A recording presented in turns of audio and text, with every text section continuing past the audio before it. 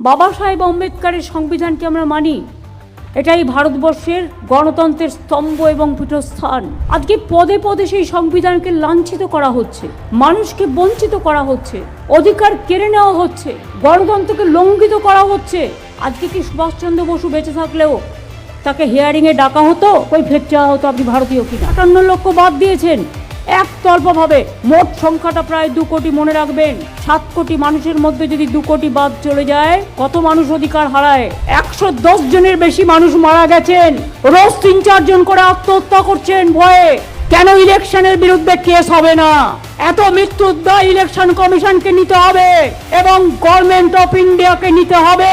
এদের জীবন নয়, স্বাধীনতা দিয়ে দেশকে ফাঁসির মঞ্চে গান গেয়ে নবসংস্কার দিয়ে আজ এতদিন পরে আমাদের প্রমাণ করতে হবে আমরা ভারতবর্ষের ভোটার কিনা। আমি মমতা ব্যানার্জি ইংরেজিতে লিখি, বাংলায় আমি মমতা বন্দ্যোপাধ্যায় লিখি। তার জন্য কি প্রবলেম হলো?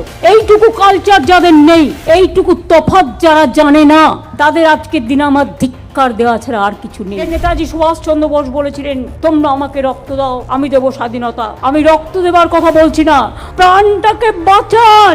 ছাত্রছাত্রীরা এগিয়ে আসুন, যৌবন এগিয়ে আসুন। আর একবার উঠুক স্লোগান, চলো দিল্লি চলো। এই দানবতাকে সরিয়ে দিয়ে মানবিকতাকে প্রতিষ্ঠা করো।